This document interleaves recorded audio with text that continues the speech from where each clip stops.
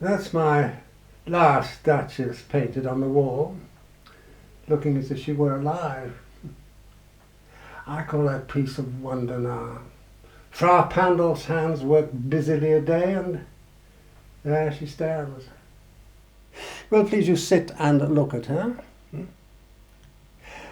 I sent Frau Pandolf by design, for never read strangers like you that pictured countenance, the depth and passion of its earnest glance, but to myself they turned, since none puts by the curtain I have drawn for you but I, and seemed as they would ask me, if they durst, how such a glance came there.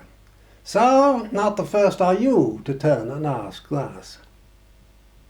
Sir, 'twas not her husband's presence only called that spot of joy into the Duchess' cheek.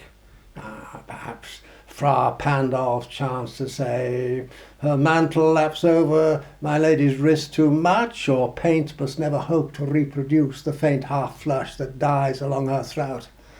Such stuff was courtesy, she thought, and cause enough for calling up that spot of joy. She had a heart, how shall I say, too soon made glad, too easily impressed. She liked whate'er she looked on, and her looks went everywhere. Sir, 'twas all one.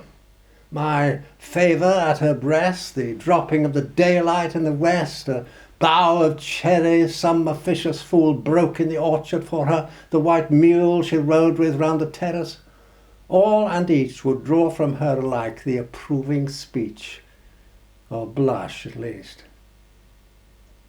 She thanked men, good, but thanked somehow, I know not how, as if she ranked my 900-years-old name with anybody's name. Who'd stoop to blame this sort of trifling? Even had you skill in speech, which I have not, to make your will quite clear to such an one and say, just this or that in you disgusts me, here you miss or there exceed the mark, and if she let herself be less than so, nor plainly set her wits to yours forsooth and made excuse, e'en then would be some stooping, and I choose never to stoop. Sir, she smiled no doubt whene'er I passed her, but who passed without much the same smile? This grew, I gave commands, then all smiles stopped together. There she stands, as if alive. Well, please you rise, We'll meet the company below then.